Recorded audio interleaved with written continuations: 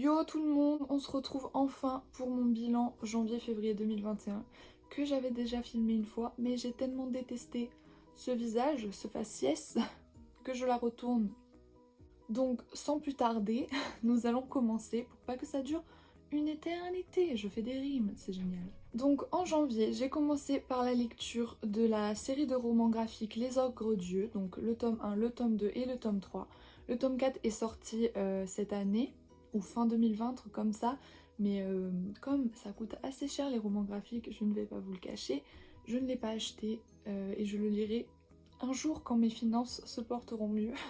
Parce que les 3 premiers tomes, du coup, je les ai empruntés à la médiathèque. Donc j'ai vraiment apprécié, les dessins sont vraiment super beaux, vraiment le graphisme est au top, l'histoire est originale, on a par moments dans la BD, dans le roman, des passages où c'est écrit sans dessin, juste comme un roman, pour apporter des précisions sur l'univers, et c'est sympathique. Après moi, quand je lis ça, c'est justement pour que ce soit plus simple à lire qu'un roman, avoir 2 ou 3 pages de récit, on va dire, ça casse la lecture et c'est pas grave. Mais voilà.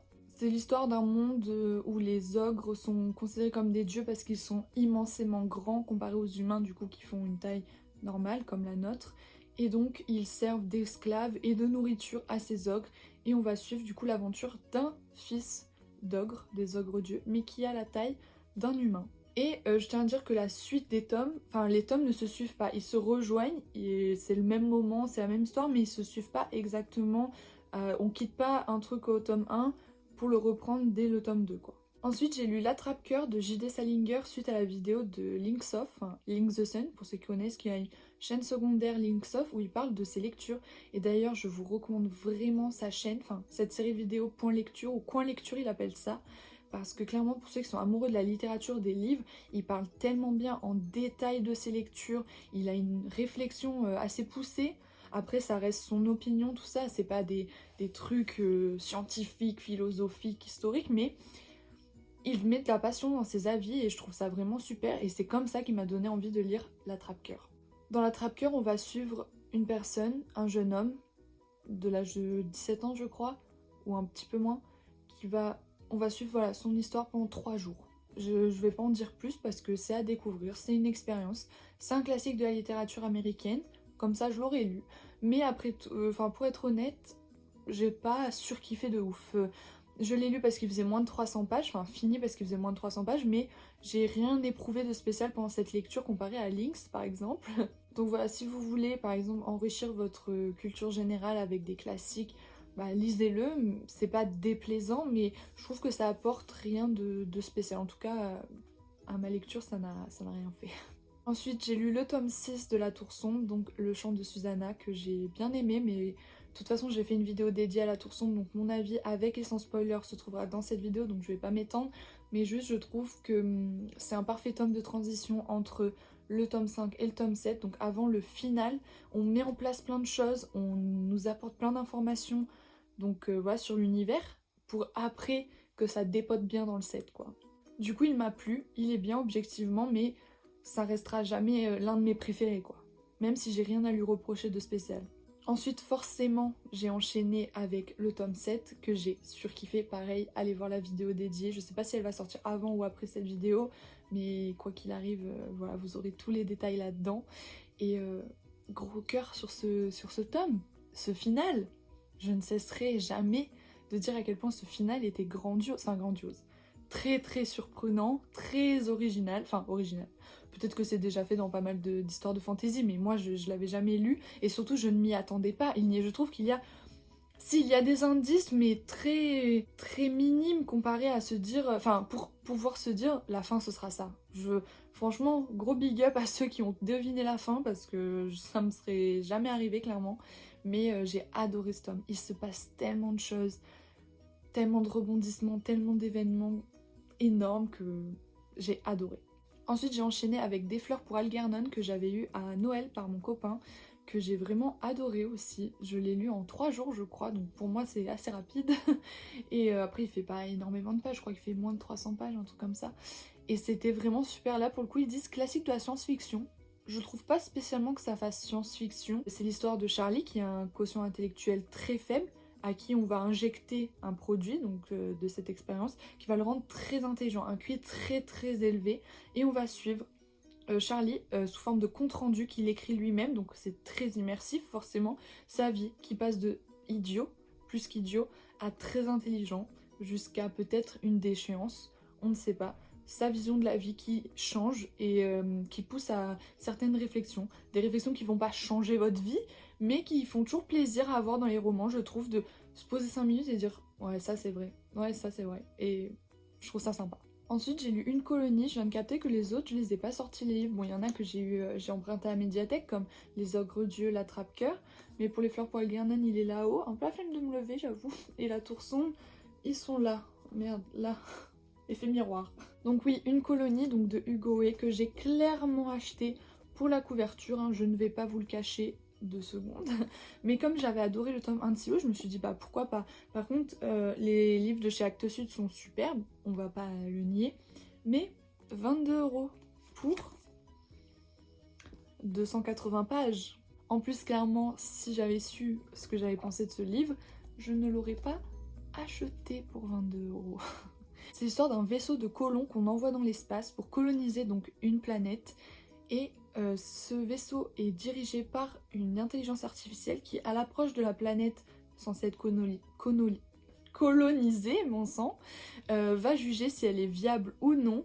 Et si elle est non viable, le vaisseau va s'autodétruire. S'il est viable, il va atterrir et la colonie va se former. Sauf que là, ce qui se passe pour ce vaisseau, c'est qu'elle va juger non viable, va commencer l'autodestruction et à la moitié va arrêter l'autodestruction parce que va juger finalement viable la planète. Donc on va suivre les colons qui débarquent en panique et qui vont devoir faire des choses pour survivre et surtout comprendre pourquoi ça a été jugé non viable puis viable au milieu de l'autodestruction, ce qui normalement pour une intelligence artificielle ne devrait pas arriver. Enfin, c'est vraiment très étrange. Et j'ai trouvé le début du livre, le premier tiers, ouais, je vais le faire en 3 tiers. En 3 tiers, c'est un peu bizarre de dire ça. Le premier tiers du livre était vraiment très intéressant, j'ai trouvé. Il y avait des réflexions assez profondes. Enfin, je trouvais ça cool, vraiment. En plus, chaque colon est destiné à une carrière professionnelle particulière et le personnage principal était psychologue. Donc en plus, il analyse les situations des survivants d'un point de vue psychologique et je trouvais ça vachement intéressant. Mais à partir du deuxième tiers où là, il y a une direction qui a été prise que j'ai pas du tout appréciée personnellement. J'ai perdu de l'intérêt. Les personnages, je trouve qu'on ne s'attache pas du tout à eux. En tout cas, moi, j'en avais un peu rien à faire. Il y a une description d'un arbre, vous inquiétez pas, c'est pas spoilant, mais un moment assez long. Enfin, on y passe un moment avec cet arbre. Et je ne comprends pas comment cet arbre est foutu. Vraiment, si vous avez lu, expliquez-moi. Je ne comprends pas cet arbre. Vraiment, j'aimerais un dessin de cet arbre pour comprendre parce que j'ai pas compris. Et même là, un autre endroit, plus tard, je vais pas spoil, je ne comprends pas cette description. Bref.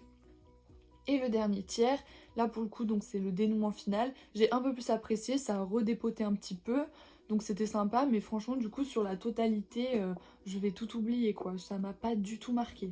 Ensuite, j'ai lu Cinder, des Chroniques Lunaires, donc le tome 1 en lecture commune avec The Book of Lucy, je vous mets son Instagram, que j'ai rencontré donc sur Instagram quand j'ai commencé et elle est adorable, je suis trop contente de l'avoir rencontrée, elle est trop gentille, elle est trop mimes et on s'entend assez bien, donc j'ai été vraiment contente de faire cette lecture commune avec elle et en plus ça n'a pas du tout été une déception, donc ça c'est au top.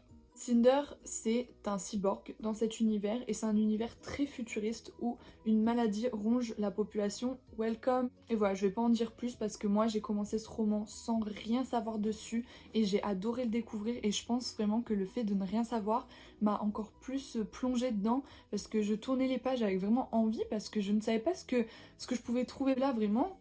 Je ne savais rien. J'ai découvert en même temps que ma lecture quoi. Et j'ai vraiment adoré, c'était une lecture commune donc on s'était donné une limite de pages à lire par jour. D'habitude je me contente très bien de 50 pages par jour, d'ailleurs parfois je peine à les atteindre, mais là si je pouvais en lire 100 pages par jour, j'étais partante, clairement j'étais à fond dans l'histoire. Donc je recommande et j'ai commencé Scarlett mais comme là je suis en pleine période d'examen tout ça, je suis qu'aux 80 premières pages sur 500 et quelques je crois, donc ça va pas avancer très vite, vous verrez le bilan de mars je pense qu'il va être assez léger.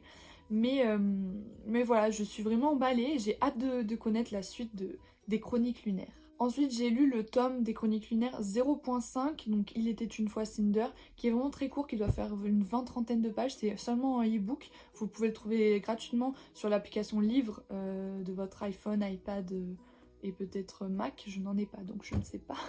Mais voilà, c'est un petit plus sur la vie de Cinder, son background, donc avant le début du tome 1. C'est sympathique, voilà, c'est un petit plus quoi. Et enfin, pour terminer, j'ai lu Dolores Claiborne, donc il est aussi là-haut. Si vous avez vu mon bookshelf, vous savez que mes Stephen King sont là-haut. Mais je l'ai lu en livre audio pour le coup parce que, je sais pas, j'avais envie d'avoir une lecture audio en parallèle de mes lectures physiques. Et c'était une superbe idée que de faire ça. Parce que clairement, Dolores Claiborne, c'est l'histoire donc de Dolores qui nous raconte comment elle n'a pas tué sa patronne, mais comment elle a par contre tué son mari. Et ça, c'est tout raconté à la première personne. Elle vous raconte l'histoire, elle, directement. Donc en audio, ça rend la chose encore plus vraie, car la narratrice, qui incarne Dolores, vous raconte son histoire à vous, directement, auditeur. Donc bien sûr, si vous lisez, vous pourrez lire, enfin, ça peut faire la même impression, vous lisez les mémoires d'une personne, mais là, on vous parle, et je trouve que ça rend la chose encore plus géniale, et c'est donc vraiment un livre, un roman, qui se voue à ce format, au format audio clairement. J'ai trouvé l'histoire très entraînante, vraiment assez intéressante, bien construite, bien écrite, hein, comme d'hab. En plus la narratrice, il faut que je retrouve le nom et que je vous mette ici parce qu'il faut lui faire de la pub. Elle est vraiment très douée. Après, seul bémol, c'est que la voix de la narratrice est assez jeune, alors que Dolores a genre plus de 60 ans, un truc comme ça. Donc bon, ça colle pas trop, mais elle narre tellement bien que c'était ok. Donc j'ai aimé suivre l'histoire de Dolores. Après voilà, j'en garde pas un souvenir impérissable. J'ai bien aimé, je trouve ça bon, mais c'était pas excellent. C'était juste très agréable à écouter. Et je recommande pour les gens qui veulent ce genre d'histoire, ceux qui aiment bien les récits à la première personne. Il y a quand même beaucoup de suspense parce que, ok, on sait dès le début qu'elle n'a pas tué sa patronne et qu'elle a tué son mari, mais comment a-t-elle tué son mari? Comment a-t-elle fait pour s'en sortir pour pas qu'on la démasque, et comment et pourquoi surtout elle est accusée du meurtre de sa patronne. Enfin, tout ça, on a envie de le découvrir, je trouve. Après, voilà, il faut que l'histoire vous intéresse, mais moi, en tout cas, j'ai eu envie d'en savoir plus à chaque écoute. Voilà, c'est tout pour mon bilan de janvier-février 2021. J'espère que ça vous aura plu. Comme d'habitude, n'hésitez pas à laisser un petit pouce si ça vous a plu et à vous abonner si vous voulez en voir plus de mon visage, de mon faciès, de ma voix. Cancer, la meuf. Et surtout, comme d'hab, si vous avez lu ces romans ou si je vous ai donné envie de les lire ou pas du tout, peut-être que vous vous êtes dit « Oh mon dieu, je déteste ce livre à cause d'elle aujourd'hui !» Bref, dites-moi tout ça dans les commentaires et ça me ferait hyper plaisir de débattre avec vous. D'ailleurs, je remercie ceux qui laissent des commentaires. Bon, il n'y a que 3 vidéos, mais à chaque vidéo que j'ai sortie, ça fait super plaisir. Donc merci et je vous dis à bientôt, bisous.